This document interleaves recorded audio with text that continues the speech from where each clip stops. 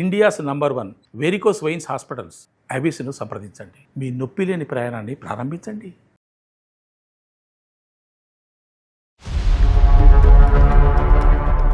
చిన్నప్పటి నుండి పాప అంటే ఇష్టం లేదు సార్, అబ్బాయి కావాలని. అది వినడం వల్లనే తనకి ఇట్లా బాగా డిప్రెషన్ లోకి వెళ్ళిపోయింది సార్. ఒక పక్క భయం సార్ అమ్మాయికి. అసలు ఇదే వాతావరణం ఉంటే సప్లిమెంటరీలో కూడా ఈ అమ్మాయి సక్సెస్ అవ్వదు. అమ్మా ఇక్కడ ఉండొద్దు, మనం ఎక్కడికన్నా వెళ్ళి చనిపోదామమ్మా, అసలు నాకు ఇక్కడ ఉండాలనిపించడం లేదు అని అంటుంది మేడం. అంటే ఇప్పటి వరకు ప్యాసివ్ నరకం, ఇప్పుడు యాక్టివ్ నరకం. మీరిద్దరు ఎవరైనా పరువు అవుతుంది. నా ఫ్రెండ్స్ దగ్గర, నీ ఊళ్ళో బంధువుల కాడ చుట్టాల కాడ నేను ఎక్కడ ఏం చెప్పుకోలేకపోతున్నా. చేతులు ఏం లేకుండా కూడా నేను అబ్బాయిని చదివించాను కదా. చిన్నప్పటి రూపాయలు ఖర్చు పెట్టి ఇన్వెస్ట్ అబ్బాయికి ఎంతగా అమౌంట్ కలిగి ఇన్వెస్ట్ చేసా, ప్రైవేట్ స్కూల్లో ఇన్వెస్ట్ చేసి చదివించాను కదా. ఆడపిల్ల మీద ఎందుకు అంత వ్యతిరేకత? నాకు అమ్మాయి అంటే ఇష్టం లేదు కదా. మీరు తలుచుకుంటే ఆమె తలుచుకుంటే అమ్మాయి కావాలంటే అమ్మాయి వచ్చేస్తారా, అబ్బాయి కావాలంటే అబ్బాయి వచ్చేస్తారా? మీరు చదువుకున్నారా? కొంచెం అన్నా మైండ్ ఉందండి మీకు? అంటే ఇప్పుడు ఇంటి మీద నిలబెట్టేది అబ్బాయి కదా సార్, అమ్మాయి ఇక్కడ నిలబడుతుంది. అబ్బాయి నిలబెడతాడు, అమ్మాయి పడేస్తుందండి. ఈరోజు మీ ఆడపిల్ల కన్నందుకు మీ పరువు పోయిందని అంటున్నారు కదా, మీ అమ్మ మిమ్మల్ని కన్నందుకు మీ పరువు పోయిందా? ఒకప్పుడు మీకు కొడుకు ఉండి కొడుకు ఫెయిల్ అయ్యి ఉంటే ఏం చెప్పుండేవారు? నా కొడుకు అంటే ఇష్టం కాబట్టి ఫెయిల్ అయినా కూడా జిన్నా రెడీగా కూడా పట్టించుకోరు. ఆడపిల్ల తన క్యారెక్టర్ని ప్రూవ్ చేసుకోవాలి, తన భవిష్యత్తుని కాపాడుకోవాలి.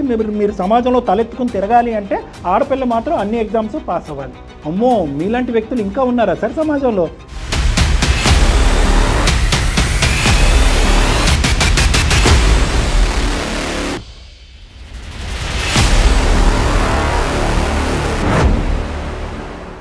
ఏబీసీ హాస్పిటల్ సమర్పించు అందమైన జీవితం కార్యక్రమానికి స్వాగతం. నమస్తే కళ్యాణ్ గారు. నమస్తే జయ గారు. కొన్ని విషయాలు అందరిలో కామన్గా ఉంటాయండి. పిల్లల పెంపకం దీనికి సంబంధించి ఎట్లా అంటే తల్లిదే బాధ్యత అని తండ్రి అంటాడు, తండ్రి కూడా బాధ్యత తీసుకోవాలని తల్లి అంటుంది. దీనివల్ల గొడవలు, పోట్లాట్లు, పిల్లలు ఏ చిన్న తప్పు చేసినా నీ వల్లే అనే ఆ బ్లేమ్ చేసుకునే నేచర్ వెరీ కామన్ అండి. అసలైన విషయం నుంచి తల్లిదండ్రులు బ్లేమ్ చేసుకునే పొజిషన్. అలాంటి సమస్యతోనే గాయత్రి గారని మనకి మెయిల్ చేశారండి. పిల్లల సమస్యను ఒకసారి మాట్లాడదాం. తప్పకుండా మేడం, కలపండి.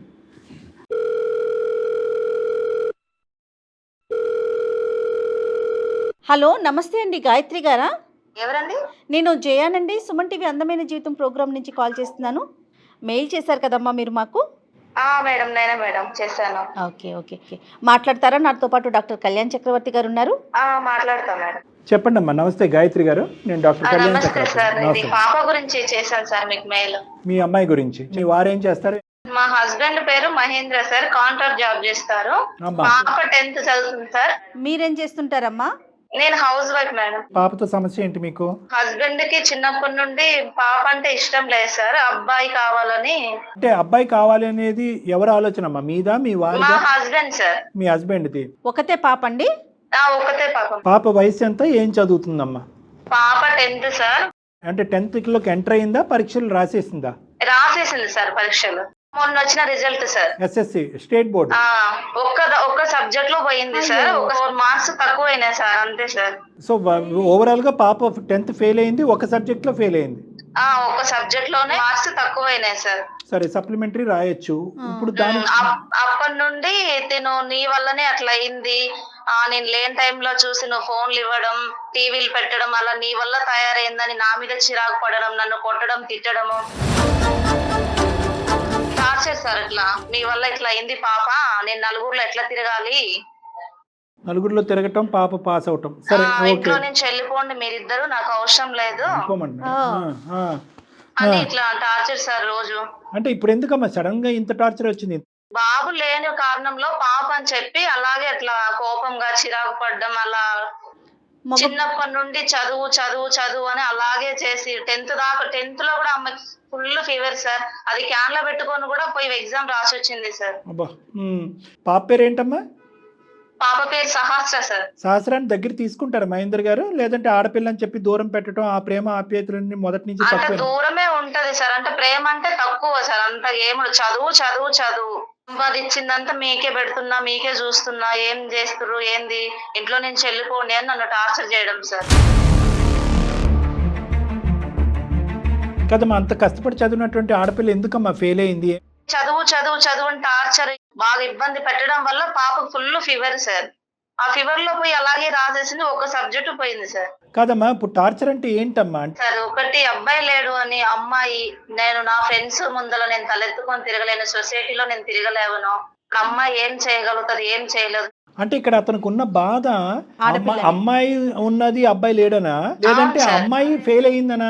అబ్బాయి లేడు అని సార్. తనకి మ్యారీడ్ అయిన కాడి నుంచి అదే కోరిక సార్. అప్పటి నుంచి ఉంది. ఇప్పటికి పాప 15 సంవత్సరాలు అయ్యి పుట్టి పెరిగి 10th స్టాండర్డ్ వరకు వచ్చినా కూడా ఇంకా అతనికి ఆ అబ్బాయి కావాలనే పిచ్చి ఇంకా పోలేదా? ఆహా లేదు సార్. మరి అలాంటప్పుడు శుభ్రంగా ఇంకో అబ్బాయిని కనొచ్చు కదమ్మా. అబ్బాయినో ఇంకో మళ్ళీ పాప పుడతాడని చెప్పి మళ్ళీ అప్పుడు తీసేసినాడు సార్. చిక్కుముడి సమస్య. ఓకే, సరే. ఇప్పుడు పాపని పోనీ ప్రేమగా చూసుకుంటాడా, దగ్గర తీసుకుంటాడా? ఇంకా ఇప్పుడు అంటే మా అంత ప్రేమగా ఏముండదు సార్. ఇంకా పద్దాక నన్ను తిడతా, నీ వల్ల ఇట్లా అట్లా ఇట్లా నన్ను తిడతా ఉంటాడు సార్. మీరేం చేశారమ్మా దానికి? సబ్జెక్ట్ పోయేసరికనే నీ వల్ల ఇట్లా అయింది, నువ్వు దగ్గరుండి చదివించలేదు, నువ్వు నేను అటు వెళ్ళంగానే టీవీలు పెట్టడము, ఫోన్లు ఇవ్వడము, నీ వల్ల అలా అయింది పాప అని. కదమ్మా, నువ్వేమన్నా పాపకి ఎక్కువ స్వేచ్ఛ ఇచ్చావా? అంటే కనుక ఫోను టీవీ అనేది ఎక్కువగా ఇచ్చారా పాపని?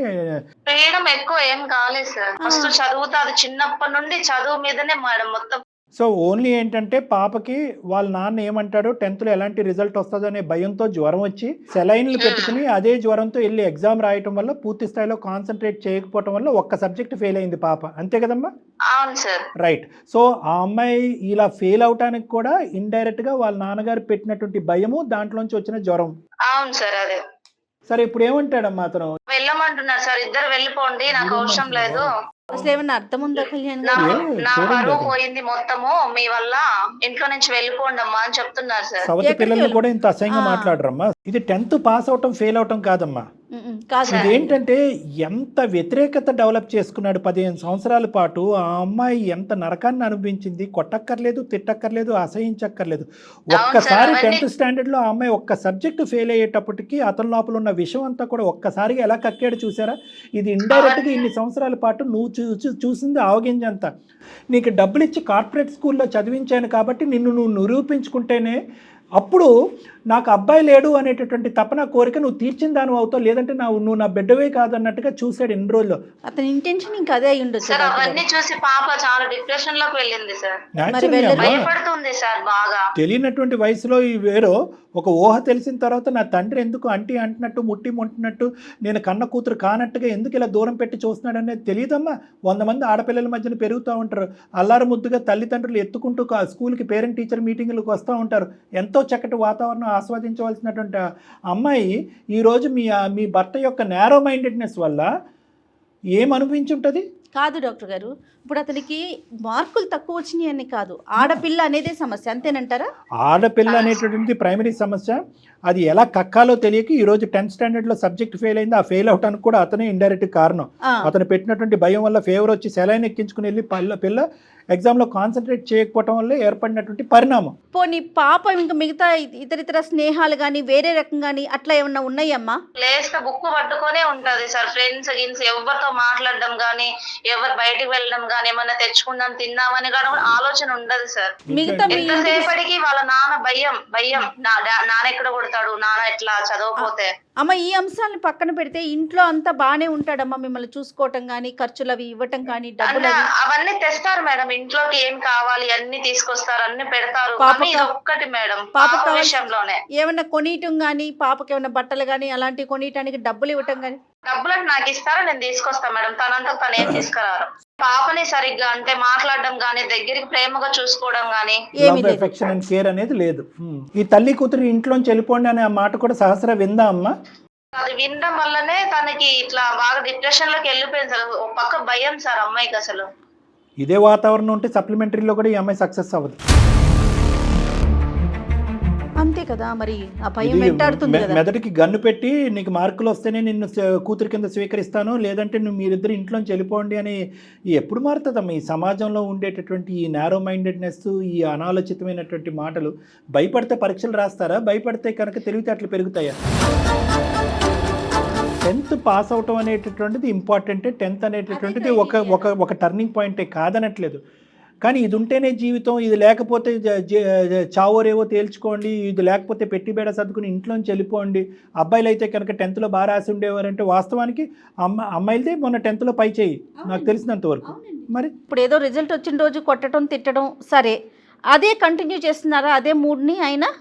అదే అవుతుంది మేడం. అంటే ఇప్పటి వరకు ప్యాసివ్ నరకం, ఇప్పుడు యాక్టివ్ నరకం. ఆ విధంగా ఏంటంటే ప్రేమ ఉండదు, ఆప్యాయత ఉండదు, ఏమీ ఉండదు, ఏదైనా కావాలంటే కొనివ్వటం వరకే. ఇప్పుడు ఏంటంటే డైరెక్ట్ అటాక్. పాప కండిషన్ అస్సలు బాగాలేదు సార్. వద్దమ్మా ఇక్కడ ఉండొద్దు, మనం ఎక్కడికన్నా వెళ్ళి చనిపోదామమ్మా, అస్సలు నాకు ఇక్కడ ఉండాలనిపించడం లేదు అని అంటుంది మేడం. మహేంద్ర గారితో ఒకసారి ఫోన్ కలపండి అమ్మా, అతను అందుబాటులో ఉంటే కనుక మనం ఒకసారి మాట్లాడి అసలు అతని సైకాలజీ ఏంటో స్టడీ చేద్దాం. Okay sir. Okay. The person you are speaking with has put your call on hold. Please stay on the line. Hello hello, ఎక్కడున్నారు? నీ కూతురు చేసిన ఘనకార్యానికి ఇక్కడ ఉంటుంది. ఎందుకండి అలా మాట్లాడతారు? మీరిద్దరు ఎవరైనా పరువు అవుతుంది. నా ఫ్రెండ్స్ దగ్గర, నీ ఊళ్ళే బంధువుల కాడ, చుట్టాల కాడ నేను ఎక్కడ ఏం చెప్పుకోలేకపోతున్నా. నీ భయం వల్లనే కదండి పాప ఫెయిల్ అయింది. నువ్వు ఫస్ట్ నుంచి ప్రేమగా చూసుకుంటే పాప భయం అనేది పోయేది కదండి. దాని మొబైల్ అవసరం లేకుండా కూడా నువ్వు మొబైల్ కావాలంటే నేను మొబైల్ 15,000 పెట్టి మొబైల్ కొనిచ్చిన. అప్పుడు 9th మొబైల్ కూడా ఇవ్వలేదండి తనకి. మీరు పోయిన కాడ నుంచి స్టార్ట్ బుక్ నుంచి అసలు తినమన్నా కూడా టయానికి తినదండి. సొసైటీలో నా వాల్యూ లేకుండా నీకేం చెప్పాలి? దేనికి లేదండి, నాకు అమ్మాయి అంటే ఇష్టం లేదు కదా.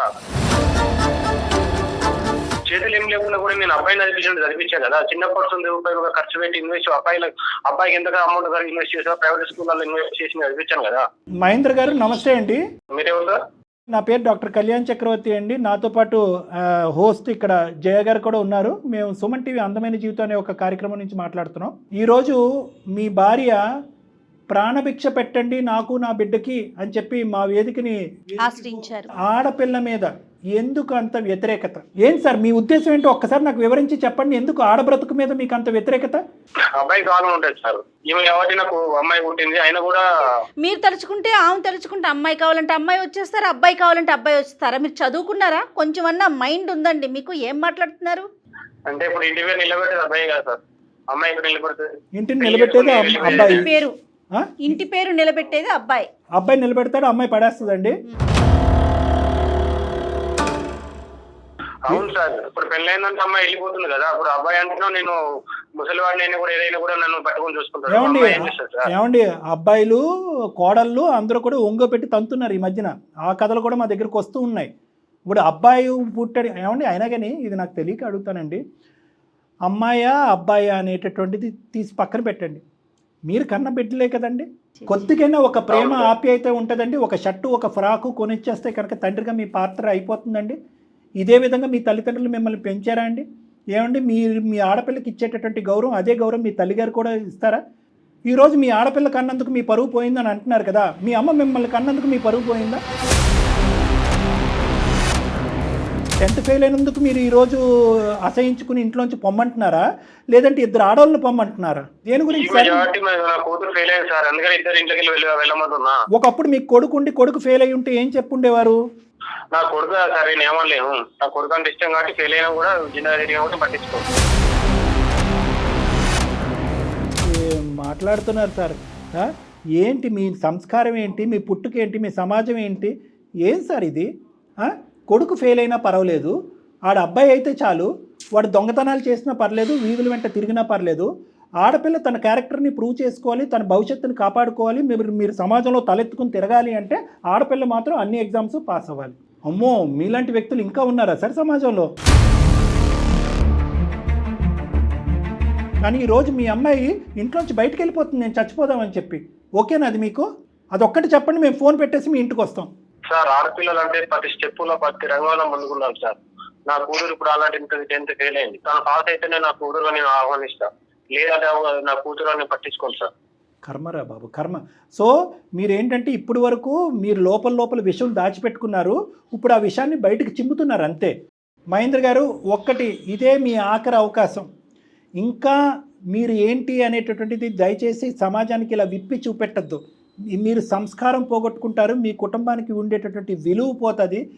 ఎలాంటి వ్యక్తితో ఈరోజు అందమైన జీవితం మాట్లాడుతుంది, ఇలాంటి సమాజంలో మనం ఉన్నావా చీ అని చెప్పి మనలాంటి మగజాతిని అసహించుకునేటటువంటి పరిస్థితిని, మనలాంటి తల్లిని కాదు తండ్రులను అసహించుకునేటటువంటి పరిస్థితిని ఈ వేదిక ద్వారా దయచేసి క్రియేట్ చేయదు. ఇది నా విన్నపం. ప్లీజ్ చేతులు ఎత్తి జోడించి దండం పెట్టి మిమ్మల్ని అడుక్కుంటున్నాను. ఒక్కసారి ఆలోచించుకోండి. నేను ఆడపిల్ల మగపిల్ల అనేటటువంటిది కాదు, మీ కడుపును పుట్టినటువంటి ఒక జీవికి మీరు ఇచ్చేటటువంటి మర్యాద ఇదేనా? మీ తల్లితో కూడా నేను మిమ్మల్ని పోల్చి మాట్లాడాను. మీ తల్లిని ఇలాగే ట్రీట్ చేస్తారా? మీ అక్క చెల్లిని ఇలాగే ట్రీట్ చేస్తారా? మీ ఇంట్లో ఉండేటటువంటి ఆడవాళ్ళు పుట్టినటువంటి వాళ్ళని ఇలాగే ట్రీట్ చేస్తారా అని నేను మిమ్మల్ని అడుగుతున్నా. దానికి మీ నోటి వెంట సమాధానం రాలేదు. ఒక్క 2 నిమిషాలు ఆలోచించుకుని ఇప్పటి వరకు మీరు ఎటువంటి పాపపు ఆలోచనని మీరు పెంచి పోషిస్తున్నారన్నది ఒక్కసారి ఆలోచించుకోండి. సమాజం మీద, మానవత్వం మీద మొత్తం విద్వేషం డెవలప్ అయ్యి ఒక డిప్రెషన్, ఒక మెంటల్ పేషెంట్ అయిపోతుంది ఆడపిల్ల ఈ రోజు అంటే మనం కాపాడగలమేమో, రేపొద్దున అమ్మాయి ఏ నుయ్యో గొయ్యో చూసుకోదు అనే దానికి నమ్మకం ఏంటి? ఇప్పుడు ఏం చేయాలో అర్థం కావడం లేదు సార్. ఈ కన్ఫ్యూజన్లో నుంచి క్లారిటీ ఇంతకు ముందే నువ్వు తెప్పించుంటే బాగుండేది కదా. భరించాము ఎందుకమ్మా భరిస్తారు ఈరోజు పిల్లల జీవితాన్ని త్యాగం చేయడం గురించి? మీరిద్దరూ బాగానే ఉన్నారమ్మా. నిజం చెప్పాలంటే డాక్టర్ గారు చెప్పినట్లుగా పిల్ల భవిష్యత్తు ఏంటి, తన జీవితం మీద తనకే విరక్తి కలిగే స్టేజ్కి తీసుకొచ్చేసారు కదా.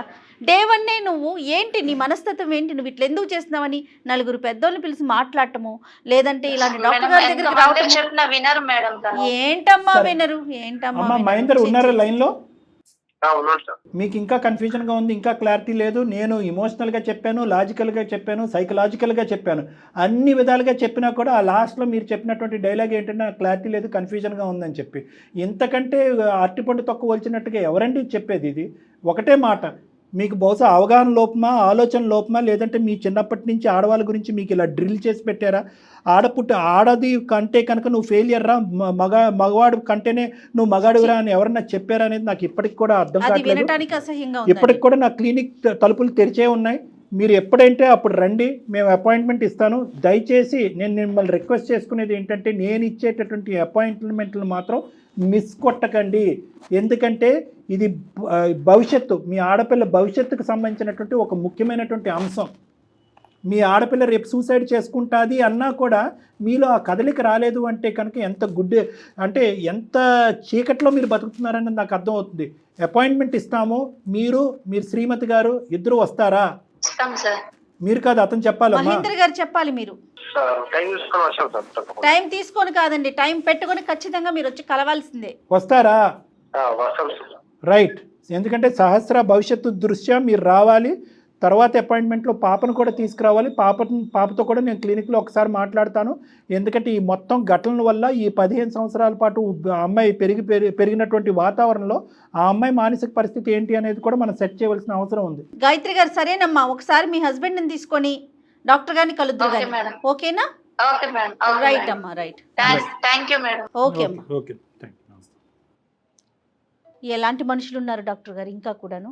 అతను ఏం ఆలోచిస్తున్నారు, అతని మైండ్ సెట్ ఏంటో కూడా అర్థం కావట్లేదు నాకైతే. ఇలా కూడా ఉన్నారా ఈ రోజుల్లో? Blind folded madam. ఎందుకంటే ఇవి ఒక విడ్డూరమైనటువంటి అంటే నాగరికానికి దగ్గరగా లేనటువంటి ఒక పిచ్చి సాంప్రదాయం, ఒక పిచ్చి ఆలోచన శైలి. అంతే కదా. సో ఇలాంటి వాళ్ళు రేర్గా ఉంటారు. పిల్లల్ని పెంచేటటువంటి విధానంలో ఆడ మగ అనేటటువంటి భేదాభిప్రాయాలు దయచేసి ఏ కోణాన్ని కూడా చూపెట్టద్దు. ఇది మనం ప్రధానంగా చెప్పే మెసేజ్. 100% నెంబర్ 1. నెంబర్ 2 ఏంటంటే, విద్యాభ్యాసం అనేటటువంటిది ఒక కళ. అందరికీ ఆటోమేటిక్గా అర్హత వచ్చేస్తుంది. దాన్ని బట్టి వాళ్ళకి ఇచ్చేటటువంటి ప్రేమ ఆప్యాయతలను నిర్ణయిద్దాం అనేటటువంటి ఆలోచన దయచేసి విరమించుకోండి. ఎగ్జామ్ అనేటటువంటిది ఒక గేమ్. దానికి పరువుకి ప్రతిష్టకి ఎటువంటి సంబంధం లేదు. మీ లోపల ఉండేటటువంటి మీ ఆశలు కోరికలు సింపుల్గా పిల్లల యొక్క సైకాలజీ తెలుసుకోకుండా, వాళ్ళ తెలివితేటలు ఏ స్థాయిలో ఉన్నాయన్నది అర్థం చేసుకోకుండా ఊరికనే వాళ్ళ మీద రుద్దేద్దాము, ఇదే మన పరువుకి ప్రతిష్టకి సాంప్రదాయానికి ఒక నిదర్శనం అనేటటువంటి విధంగా దయచేసి ఆ పాతకాలపు ఆలోచన తీసేయండి. రైట్ డాక్టర్ గారు, నమస్తే. నమస్తే.